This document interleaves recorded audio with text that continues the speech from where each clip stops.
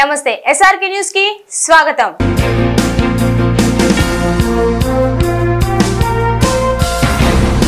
కనీస సౌకర్యాలు లేని కళాశాలల ఎన్సీసీ అనుమతుల్ని రద్దు చేస్తామని NCC deputy director general Madhusudan Reddy హెచ్చరించారు।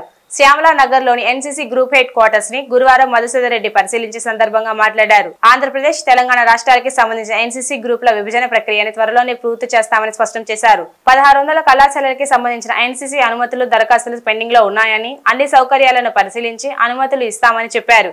Group commander Chandrashekar, planning coordinator Sanjay Gupta తదితరులు ఈ సమావేశంలో పాల్గొన్నారు। గుంటూరు గ్రూప్ యాన్యువల్ ఇన్స్పెక్షన్ కోసం వచ్చాను। గుంటూరు గ్రూప్ ఒకటి మనది ఎన్సీసీలో one of the largest groups, one of the larger groups of Andhra Pradesh. ఇది యాన్యువల్ ఇన్స్పెక్షన్ ఒక రొటీన్ ప్రాసెస్, మాకు ప్రతి ఇయర్ నేను ఒకసారి ఇన్స్పెక్షన్ చేయాల్సి ఉంటుంది। యాన్యువల్ ఇన్స్పెక్షన్ కోసం వచ్చాం। ఇన్స్పెక్షన్ ముఖ్య ఉద్దేశం యాన్యువల్ ఇన్స్పెక్షన్ అయితే సైడ్ లైన్స్లో వేరే కూడా ఉన్నాయండి। వేరే ఏంటంటే ఇప్పుడు ఆంధ్రప్రదేశ్లో ఫస్ట్లీ బైఫర్కేషన్ జరుగుతుంది। Andhra Pradesh directorate, Telangana directorate bifurcation చేస్తున్నాము। వెరీ సూన్, త్వరగానే అయిపోతుంది। మేము కేసు పంపించాము, సెంటర్కి అప్రూవ్ అయిపోతుంది। ఆంధ్రప్రదేశ్ గవర్నమెంట్ ఆల్రెడీ ఒప్పుకున్నారు, మీ డైరెక్టరేట్ మనం మిగతా ఫెసిలిటీస్ అని ఇస్తామని ఒప్పుకున్నారు। సో అదొకటి ఉద్దేశం। అది చేస్తే సెగ్రిగేట్ చేసిన తర్వాత ఆంధ్రప్రదేశ్లో 5 గ్రూపులు ఉన్నాయి। కాకినాడ, వైజాగ్, విశాఖపట్నం, కాకినాడ, కర్నూలు, తిరుపతి, గుంటూరు। ఈ గ్రూప్స్లో ఏమవుతుందంటే మేము చూసాము, ఇప్పుడు ఈ సెగ్రిగేట్ చేసిన తర్వాత అన్ని డిస్ట్రిక్ట్స్లో కవర్ అవ్వట్లేదు NCC. First of all NCC foot print అన్ని డిస్ట్రిక్ట్స్లో లేదు। ఇప్పుడు అన్ని డిస్ట్రిక్ట్కి స్ప్రెడ్ చేయాలి ఎన్సీసీని। అది చేయాలంటే మేము రీఆర్గనైజేషన్ చేయాలి, విదిన్ దిస్ గుంటూరు గ్రూప్లో రీఆర్గనైజ్ చేయాలి, కొన్ని యూనిట్లు మూవ్ చేయాలి, కొన్ని యూనిట్స్ని ఎక్స్పాండ్ చేయాలి। ఓకే, ఎక్స్పాండ్ ఎందుకు చేయాలంటే మాకు ఇప్పుడు ఆల్రెడీ ఎక్స్పాన్షన్ ప్లాన్లో 26,000 వేకెన్సీస్ వచ్చాయి మనకి। ఆ 26,000 వేకెన్సీస్ ఇలా నేను ప్రోరేటా డిస్ట్రిబ్యూట్ చేయాలి, ప్రతి గ్రూప్కి ఇంత డివైడెడ్ బై 5 అని చేయలేము। అది ప్రతి గ్రూప్కి రిక్వైర్మెంట్ ఎలా ఉంది, స్ప్రెడ్ ఎలా ఉండాలి। మెయిన్లీ మన ఇష్యూలు, గుంటూరు గ్రూప్ ఇష్యూలో కొన్ని డిస్ట్రిక్ట్స్ అసలు ఎన్సీసీ అనేది లేనే లేదు। వీల్ హ్యావ్ టు స్ప్రెడ్, ఆ ఎన్సీసీ ప్రజెన్స్ ఉండాలి, దట్ ఈస్ వన్। కొన్ని చోట్ల ఎస్పెషలీ ట్రైబల్ ఏరియాస్లో, ట్రైబల్ స్కూల్స్లో ఎన్సీసీ లేదు, వాళ్ళకి ఎన్సీసీ అనే అవగాహన కూడా లేదు, అక్కడ కూడా ఎన్సీసీ స్ప్రెడ్ చేయాలి। ఎస్పెషలీ బ్యాక్వర్డ్ రూరల్ ఏరియాస్లో, బ్యాక్వర్డ్ ఏరియాస్లో ఎన్సీసీ స్ప్రెడ్ చేయాలి। దానికి ఏం చేస్తున్నాం అంటే మేము రీఆర్గనైజింగ్, మన ఉన్న యూనిట్స్ని కొంచెం స్ప్రెడ్ డివైడ్ చేయడము, మైనర్ యూనిట్స్ని మేజర్ యూనిట్గా కన్వర్ట్ చేసేసి స్ట్రెంత్ పెంచేస్తున్నాం। స్ట్రెంత్ పెంచేసి ఎక్స్పాన్షన్ ప్లాన్లో కొత్త కాలేజెస్, కొత్త స్కూల్స్ అన్ని ఇంక్లూడ్ చేయాలని ముఖ్య ఉద్దేశం అది। అదొకటే కాకుండా ఎన్సీసీ అకాడమీ అండి, మన ప్రతి గ్రూప్లో ఒక ఎన్సీసీ అకాడమీ ఉండాలి। సో నేను వచ్చింది కూడా ఒక ఎన్సీసీ అకాడమీ ఎక్కడ క్రియేట్ చేయగలం, మనము ఎలా చేయగలం అనేది చూడాలని వచ్చాను నేను। మొన్న ఒంగోలుకి వెళ్ళాను। ఒంగోలులో మనకు కొంచెం ప్లేస్ ఉంది, మనకి ఇచ్చిన ప్లేస్ ఉంది, ఎన్సీసీకి ఇచ్చిన ప్లేస్, ఒక ప్లేస్ అది ఫీజిబుల్, అక్కడ దాన్ని అది చేయొచ్చు అది। ఓకే, ఇంకోటేమో మనకి కడపలో already almost NCC academy type facilities ఉన్నాయి, అండ్ దాన్ని కొంచెం అప్గ్రేడ్ చేస్తే మనం ప్రాపర్ ఎన్సీసీ అకాడమీగా తయారు చేయొచ్చు। అది కాకుండా మాకు ఆంధ్రప్రదేశ్ గవర్నమెంట్ నుంచి ఆల్రెడీ ఒక 12 ఎకర్స్ మాకు వైజాగ్ ఏరియాలో కానీ గుంటూరు ఏరియాలో కానీ ఇస్తామని చెప్పారు। ఓకే, సో ఇప్పుడు ఈ బైఫర్కేషన్ అయిన తర్వాత, డైరెక్టరేట్ బైఫర్కేషన్ అయిన తర్వాత గుంటూరులో గ్రూప్ హెడ్ క్వార్టర్స్, మన డైరెక్టరేట్ హెడ్ క్వార్టర్స్ ఉంటుంది, వైజాగ్లో మేబీ ఒక అకాడమీ క్రియేట్ చేస్తాం అక్కడ వైజాగ్లో। ఓకే, 12 ఎకరాల ల్యాండ్ ఇస్తామని చెప్పారు గవర్నమెంట్। ఓకే, ఇది ఇప్పుడు ఈ సర్వే నేను రెక్కీ చేసి వెళ్ళిన తర్వాత మళ్ళీ రిటర్న్ వెళ్ళేసి మా ప్లాన్ని పేపర్ మీద పెట్టేసి మళ్ళీ I will go and meet AP state government chief minister గారిని, గవర్నర్ గారిని, చీఫ్ సెక్రటరీ గారిని, ప్రిన్సిపల్ సెక్రటరీ గారిని కలుస్తాను after 4 June. That is my action plan. ఇలా చేస్తే మేము అనుకున్న ముఖ్య ఉద్దేశం ఎన్సీసీ ఎలా స్ప్రెడ్ చేయాలి స్టేట్ మొత్తంలో, ఎక్కడెక్కడ మెయిన్లీ రూరల్ ఏరియాస్కి చేరట్లేదు అది చేరాలి, అవగాహన కల్పించాలి, స్టూడెంట్స్ ఎన్సీసీలో తీసుకోవాలి, ఎవ్రీబడి షుడ్ బి బెనిఫిటెడ్। ఇప్పుడు ఏమవుతుందంటే మెయిన్లీ మేజర్ సిటీస్, పెద్ద పెద్ద టౌన్స్లో బెనిఫిట్ అవుతున్నారు కాబట్టి రూరల్ ఏరియాస్లో తక్కువగా బెనిఫిట్స్ ఉన్నాయి, వాళ్ళకి మనం బెనిఫిట్స్ ఎక్స్టెండ్ చేయాలి, వాళ్ళంతా ఎన్సీసీకి ఎక్స్పోజ్ అవ్వాలి, మంచి సిటిజన్స్గా మనకు రావాలి। అదొకటే కాకుండా వాళ్ళకున్న అడెడ్ బెనిఫిట్స్ ఏంటి, ఎన్సీసీ సర్టిఫికేట్స్ వాళ్ళకు ఉద్యోగ అవకాశాలు పెరుగుతాయి। Okay, this is a great opportunity for everyone. Okay, అది మా ఉద్దేశం అండి। Now I'm open to questions, any questions ఉంటే ఆన్సర్ చేస్తాను।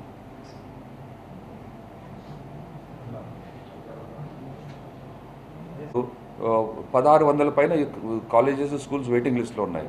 ఇన్ఫ్యాక్ట్ పెరిగింది, ఇది తగ్గిందంటే ఏమవుతుందంటే అండి, ఇప్పుడు సమ్ కాలేజెస్ ఇనిషియల్ ఏం చేస్తారంటే ఎన్సీసీ కావాలని చెప్పేసి అన్ని ఫెసిలిటీస్ ఇస్తామని వస్తారు మా దగ్గరికి, బట్ చూస్తే ఫెసిలిటీస్ మనం గ్రౌండ్ లెవెల్ చూసిన తర్వాత ఇనిషియల్లీ ఒప్పుకుంటారు, ఎన్సీసీ ఇచ్చేస్తాం, ఇచ్చిన తర్వాత ఏమవుతుందంటే వాళ్ళకి ఎన్సీసీ యూనిట్ రాగానే అక్కడ బోర్డు పెట్టుకొని వాళ్ళ ఎన్రోల్మెంట్ పెరుగుతుంది వాళ్ళ కాలేజీలో, తప్పితే వాళ్ళు యాక్చువల్లీ ఫోకస్ చేయట్లేదు.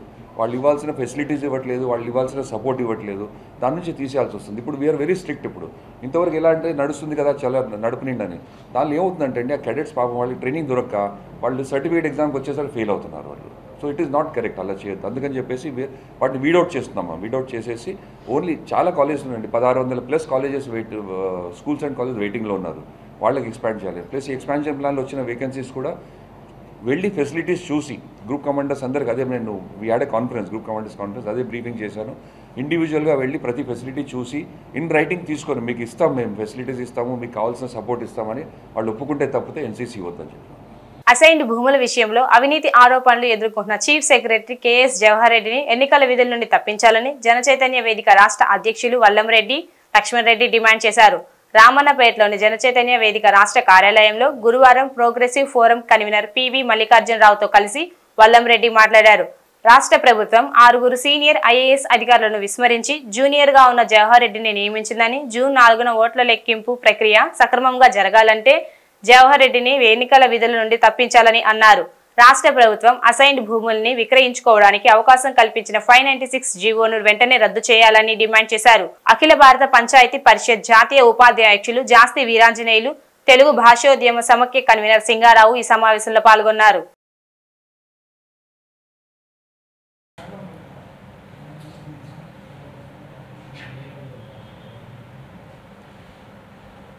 ఈరోజు ఆంధ్రప్రదేశ్లో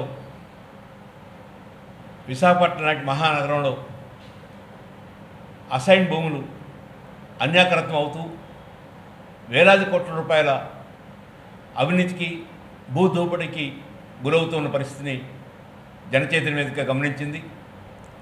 దీనికి ప్రధానంగా చీఫ్ మినిస్టర్ ఆఫీస్లో ఉన్న ఉన్నతాధికారులు కీలక పాత్ర పోషిస్తున్నారని అభియోగాలు వస్తూ ఉన్నాయి, ఆరోపణలు పెద్ద ఎత్తున వస్తూ ఉన్నాయి. రాష్ట్ర ప్రభుత్వం ఇప్పటివరకు ఎలాంటి వివరణ ఇవ్వలేదు, రాష్ట్ర ముఖ్యమంత్రి కూడా ఇప్పటివరకు ఎలాంటి వివరణ ఇవ్వలేదు. అనాదిగా 1954 నుంచి 1977 మధ్య సుమారు 34 లక్షల ఎకరాల భూమి పేదలకి, దళితులకి, గిరిజనులకి ప్రభుత్వం అసైన్ చేయడం జరిగింది. ఆ భూమిలో 1977 వచ్చే నాటికి సుమారు 9.6 లక్షల భూమి అన్యాక్రాంతమైంది.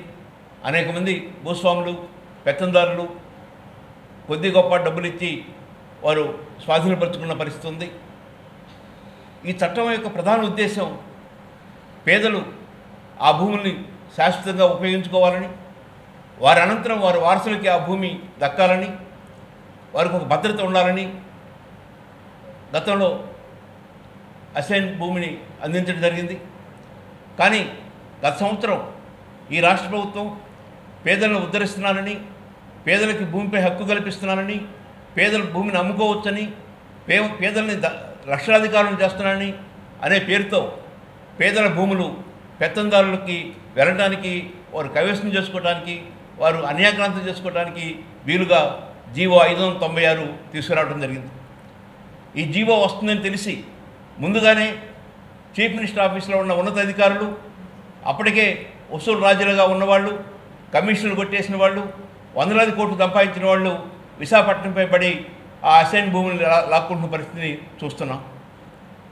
ఇంత జరుగుతున్నా చీఫ్ సెక్రటరీ జవహర్ రెడ్డి మీద పెద్ద ఎత్తున అభియోగాలు, ఆరోపణలు వస్తున్నా ఇప్పటివరకు రాష్ట్ర ప్రభుత్వం ఎలాంటి స్పందన లేదు. జవహర్ రెడ్డి గారు చీఫ్ సెక్రటరీ అయినప్పుడు 6 సీనియర్ ఐఏఎస్ అధికారులని విస్మరించి వారిని పక్కన పెట్టి జూనియర్గా ఉన్న జవహర్ రెడ్డిని చీఫ్ సెక్రటరీగా ఈ రాష్ట్ర ప్రభుత్వం తీసుకుంది. మొన్న జరిగిన ఎన్నికల సందర్భంగా కానీ, వాలంటీర్ల విషయంలో కానీ, పెన్షన్ల విషయంలో కానీ అనేక అవకతవకలకి, అనేక ఇబ్బందులకి చీఫ్ సెక్రటరీ బాధ్యత వహించాలి. వృద్ధులకి, పేదలకి, వికలాంగులకి ఇంటి వద్ద పెన్షన్ ఇవ్వడానికి అవకాశం ఉన్నప్పటికీ వారిని బ్యాంకుల చుట్టూ, సచివాలయం చుట్టూ తిప్పిన పరిస్థితి. ఈ నేపథ్యంలో అవినీతి ఆరోపణలు పెద్ద ఎత్తున వస్తున్న ఈ నేపథ్యంలో చీఫ్ సెక్రటరీని ఎన్నికల విధుల నుంచి పక్కకు తప్పించాలని, మరొక చీఫ్ సెక్రటరీ నియమించి వారి ఆధీనంలో కౌంటింగ్ జరగాలని చెప్పని జనచైతన్య వేదిక కోరుకుంటుంది. ఈ లక్షలాది ఎకరాల ఎస్ఎన్ భూమి విషయంలో సిబిఐ ఎంక్వైరీ వేయాలని లేదా ఏపీ హైకోర్టుకి సంప్రదించి ప్రస్తుతం ఉన్న జడ్జీలో ఒక జడ్జి చేత జ్యుడిషియల్ ఎంక్వైరీ వేయించాలని కోరుకుంటున్నాను. దీనికి ప్రధాన కారణం అతి పేదలు వారికి అనాదిగా వస్తున్న భూములు పూర్తిగా కోల్పోవడమే కాకుండా వారికి భద్రత కోల్పోతున్నారు. నిజంగా పేదలను అభివృద్ధి చేయాలనుకుంటే ఆ ఉన్న భూముల్ని అభివృద్ధి చేసుకోవడానికి, ఉన్న భూముల్లో మరింత వ్యవసాయం బాగా చేసుకోవడానికి వారికి వెసులుబాటు అవకాశాలు కల్పించాలి, కానీ ఉన్న భూముల్ని లాక్కోవడానికి అవకాశం కల్పించకూడదు. చాలా తక్కువ ధరలకి ఆ భూముల్ని బినామీల పేరుతో పెద్ద పెద్ద రాజకీయ నేతలు, అవినీతిపరులైన అధికారులు పొందుతూ ఉన్నారు. కాబట్టి దీని మీద పూర్తి విచారణ జరగాలి. ప్రధానంగా 596 జీవోని రద్దు చేయాలని కోరుకుంటున్నాను. ఈ రద్దు చేయడం ద్వారా వచ్చే పర్యవసనాలు, వచ్చే సమస్యల్ని రాష్ట్ర ప్రభుత్వం పరిష్కరించాలి. ఏ పేదవాడైతే భూమి కోల్పోయాడో మళ్ళీ ఆ పేదవాడికి ఆ భూమి దక్కేట్టుగా చూడాలని కోరుకుంటున్నాను. భవిష్యత్తులో ఇలాంటి ప్రయోగాలు చేయొద్దని రాష్ట్ర ప్రభుత్వాన్ని విజ్ఞప్తి చేస్తున్నాను. ఆంధ్రప్రదేశ్లో రేపు కౌంటింగ్ ప్రశాంతంగా జరగాలంటే ఇలాంటి అభియోగాలుండి, అవినీతి అభియోగాలుండి, భూ కుంభకోణాల అభియోగాలుండి ఇలాంటి చీఫ్ సెక్రటరీ నేతృత్వంలో కౌంటింగ్ జరగరాదని, దానికి భిన్నంగా వారిని ఎన్నికల విధుల్లోంచి తప్పించి మరొక చీఫ్ సెక్రటరీ నియమించి వారి నేతృత్వంలో కౌంటింగ్ జరగాలని జనచైతన్య వేదిక కోరుకుంటుంది. సమాజంలో వివక్షకు గురవుతున్నటువంటి నిమ్న కులాలకు చెందినటువంటి దళిత వర్గాలని సమాజంలో ఒక ఉన్నత స్థితికి, ఒక గౌరవప్రదమైనటువంటి స్థితికి తీసుకురావాలన్నటువంటి ఆలోచనతో గత ప్రభుత్వాలు ఏదైతే భూమి లేనటువంటి నిరుపేదలకు భూములు ఇచ్చిందో వాటిని మనం అసైన్ ల్యాండ్ అంటున్నాం. అటువంటి ల్యాండ్స్ని గతంలో రూపొందించినటువంటి చట్టాల ప్రకారం అవి ఎవరికి కూడా ఎటువంటి పరిస్థితుల్లో అమ్ముకునేటటువంటి హక్కు లేకుండా వారికి భూములు ఇవ్వటం జరిగింది. అటువంటి ఉత్తమమైనటువంటి ఆశయంతో ఇచ్చినటువంటి భూముల్ని కొల్లగొట్టేటటువంటి ఉద్దేశంతో పాలక వర్గాలకు చెందినటువంటి కొంతమంది వ్యక్తులు రూపొందించినటువంటి చట్టం తక్షణ దాన్ని ఉపసంహరించుకోవాలి.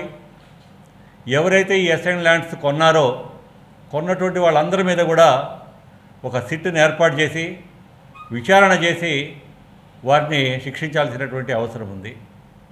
అలాగే నిష్పక్షపాతంగా ఎన్నికలు జరగటం ఎంత అవసరమో అలాగే రేపు 4వ తారీఖున జరుగుతున్నటువంటి కౌంటింగ్ కూడా అంతే నిష్పక్షపాతంగా జరగాల్సినటువంటి అవసరం ఉంది.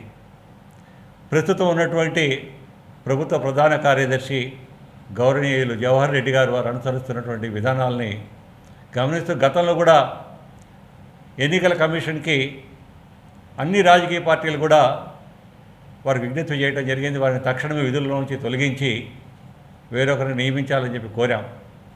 అయినప్పటికీ కూడా ఎన్నికల కమిషన్ మరి మేమందరం చేస్తున్నటువంటి విజ్ఞప్తులను పెడచెవిన పెట్టి వారిని ఎప్పుడు దాకా కొనసాగించడం జరిగింది. కనీసం ఇప్పటికైనా సరే చివరి అంకంలో ఉన్నటువంటి ఎన్నికల ప్రక్రియ రేపు కౌంటింగ్లో అయినా సరే వారిని ఆ విధుల నుంచి తప్పించాల్సిందిగా మీ ద్వారా ఎన్నికల కమిషన్ని కోరుతున్నాం.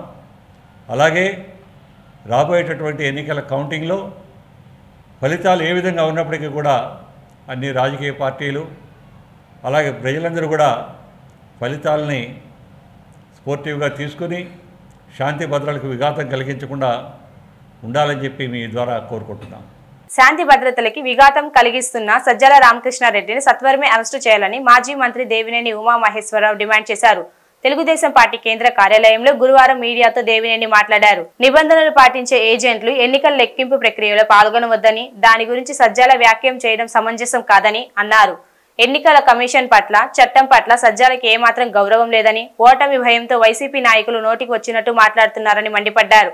సజ్జల వ్యాఖ్యలను దృష్టిలో పెట్టుకుని కౌంటింగ్ కేంద్రాల వద్ద పగడ్బందీగా ఏర్పాట్లు చేయాలని ఉమామహేశ్వరరావు ఈసీకి విజ్ఞప్తి చేశారు. ప్రభుత్వం వద్ద లక్షలాది రూపాయలు జీతం తీసుకుంటూ గత 5 సంవత్సరాలుగా ప్రభుత్వ సలహాదారి పదవి ఎలగబెడుతూ సకల శాఖ మంత్రి సజ్జల రామకృష్ణారెడ్డి నిన్న ఎన్నికల కౌంటింగ్ ప్రక్రియలో రూల్స్ పాటించేవాళ్ళు ఏజెంట్లుగా కూర్చోవద్దని వైసీపీ చీఫ్ కౌంటింగ్ ఏజెంట్లకి ఉద్బోధించాడంటే మీడియాలో, పత్రికల్లో, ఎలక్ట్రానిక్ మీడియాలో ఇది గత 24 గంటలుగా వైరల్ అవుతూ ఉంది. సోషల్ మీడియాలో ఎన్నికల సంఘం ఇమ్మీడియట్గా క్రిమినల్ కేసు బుక్ చేసి అరెస్ట్ చేయాలని డిమాండ్ చేస్తూ ఉన్నాను. రూల్స్ కాదేమని వెనక తగ్గేవాళ్ళు ఏజెంట్లుగా వద్దు. మనమేమి రూల్స్ ఫాలో అవడానికి అక్కడికి వెళ్ళట్లేదు. అంటే నిబంధనలు, నియమాలు పాటించేవాళ్ళు ఎన్నికల కౌంటింగ్ ప్రక్రియకి వెళ్ళొద్దు. తెలుగుదేశం, జనసేన కౌంటింగ్ ఏజెంట్ల మీద తిరగబడేవాళ్ళు, దెబ్బలాడేవాళ్ళు మాత్రమే కౌంటింగ్కి వెళ్ళాలని సజ్జల రామకృష్ణారెడ్డి చెప్తా ఉన్నాడంటే ఇతనికి చట్టం పట్ల, ఎలక్షన్ కమిషన్ నిబంధనల పట్ల ఏ మాత్రం గౌరవం ఉందో అర్థమవుతూ ఉంది. ఇటువంటి చట్ట విరోధుల్ని, ఇటువంటి చట్టాన్ని అతిక్రమించే వాళ్ళని ఇమీడియట్గా అరెస్ట్ చేయాలని డిమాండ్ చేస్తూ ఉన్నా. మిస్టర్ సజ్జల రామకృష్ణారెడ్డి, నోరు అదుపులో పెట్టుకో. అదుపు లేకుండా అచ్చోసిన ఆంబోతులాగా ఓటమి భయంతో ఓడిపోతున్నామని తెలిసి ఈ కుట్రలో కుతంత్రాలకి తెరలేపారు. మీ ఆటలు సాగనివ్వం. చాలా పకడ్బందీగా కౌంటింగ్ ప్రక్రియ దగ్గర చర్యలు తీసుకోవాలని ఎన్నికల సంఘాన్ని కోరుతున్నాం. అదేవిధంగా ఇటువంటి ప్రకటనలు చేసేవారి పట్ల కూడా అప్రమత్తంగా ఉండటమే కాదు, క్రిమినల్ చర్యలు తీసుకొని అరెస్ట్ చేస్తే సమాజానికి ఒక సందేశం ఇచ్చినట్టు ఉంటుంది. ఎవరో కూడా భవిష్యత్తులో ఇటువంటి మాటలు ఎన్నికల సంఘం గురించి కానీ, కౌంటింగ్ ప్రక్రియ గురించి కానీ, వెళ్ళే ఏజెంట్లకి ఇటువంటి హింసాత్మక ధోరణిలో సందేశాలు ఇస్తున్నారంటే వీళ్ళు సమాజంలో ఏం సందేశం ఇస్తూ ఉన్నారు, ఎటువంటి మెసేజ్ ఇస్తూ ఉన్నారో అర్థమవుతూ ఉంది. వెంటనే ఎన్నికల సంఘం స్పందించాలి, పోలీస్ యంత్రాంగం కూడా స్పందించాలి. ఎందుకంటే ఈవీఎం ధ్వంసం చేసినాడిని పిన్నెల్లి రామకృష్ణారెడ్డిని సమర్థిస్తూ ఉన్నాడు. వీడియో ఎలా బయటకు వచ్చిందని మాట్లాడుతున్నాడు తప్ప అది చేయటం దుర్మార్గం, ధ్వంసం చేయటం కరెక్ట్ కాదు, చర్యలు తీసుకోవాలి, లోపల పెట్టాలి, యాక్షన్ తీసుకోమని అంటలా సజ్జల రామకృష్ణారెడ్డి. ఆ వీడియో ఎట బయటకు వచ్చిందని ఏడుస్తూ ఉన్నాడు. ఇప్పుడే ఓడిపోతామని ఏడుస్తూ ఉన్నాడు. మీరు చేసిన పాపాలు, మీరు చేసిన దుర్మార్గాలు ఈ రాష్ట్రాన్ని అన్ని రకాలుగా కూడా భ్రష్టు పట్టించి నాశనం చేసి వ్యవస్థలన్నీ కూడా నిర్వీర్యం చేసి ఇవాళ కౌంటింగ్ ప్రక్రియకి కూడా అడ్డం పడే విధంగా మీరు మాట్లాడుతున్నారంటే ఏ విధంగా మరి వైసీపీ పార్టీ తయారైందో ప్రజలకు అర్థమవుతూ ఉంది. మీ బెదిరింపులకు భయపడేది లేదు, ఎక్కడైనా సరే నిబంధనలు ఉల్లంఘిస్తే సహించేది లేదు. ఏం మాట్లాడుతూ ఉన్నాడు? మనమేమీ రూల్స్ ఫాలో అవడానికి రాలేదు. ఇదే రూల్స్ అంటే వెనక తగ్గేవాళ్ళు ఎవరో కూడా కౌంటింగ్ ఏజెంట్కి వెళ్ళొద్దు. టీడీపీ, జనసేన ఏజెంట్లకి ప్రతి విషయంలో అడ్డం తిరగాలి. తప్పులు చేసినా పర్వాలేదు, మేము కాపాడుతాం. ఏం మాట్లాడుతున్నావు? బుద్ధి ఉందా? వయసు వచ్చినా సరిపోయిందా? ప్రభుత్వ జీతం తీసుకుంటూ తప్పులు చేసినా పర్వాలేదా? తప్పు చేయొద్దు, తప్పు జరగకూడదని చెప్పాల్సిన వాళ్ళు తప్పు చేసినా పర్వాలేదు, మేము కాపాడుతామనే బాధ్యత లేకుండా మాట్లాడుతున్నారంటే ఎంత బుద్ధి లేని మాటలు మాట్లాడాడో సజ్జల అర్థమవుతూ ఉంది. ఇవాళ శాంతి భద్రతల విఘాతానికి కానీ, ఎన్నికల ప్రక్రియకి ఎటువంటి ఆటంకాలు కల్పించినా, బహిరంగ వ్యాఖ్యలు చేసినా ఇమ్మీడియట్గా చర్యలు తీసుకోవాల్సిన బాధ్యత ఎన్నికల సంఘం మీద కూడా ఉంది. ఇమ్మీడియట్గా సజ్జల రామకృష్ణారెడ్డిని అరెస్ట్ చేయాలి.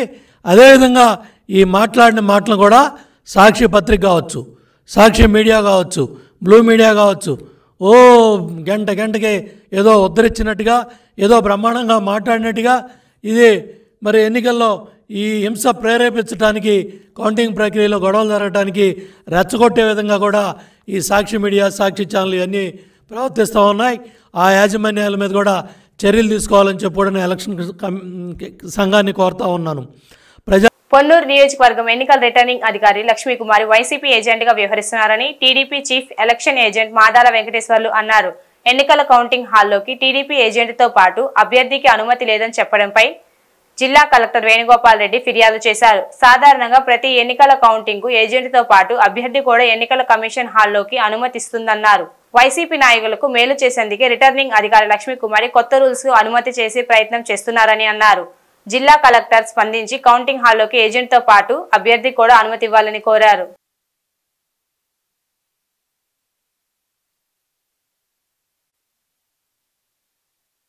నాలుగో తారీఖున జరగబోయేటటువంటి కౌంటింగ్లో ఆర్ఓ టేబుల్ దగ్గర ఏజెంట్ నియామకంలో ఆర్ఓ గారు అభ్యంతరం చెప్తూ క్యాండిడేట్ కానీ ఎలక్షన్ ఏజెంట్ కానీ ఎవరో ఒకళ్ళు ఉండాలి.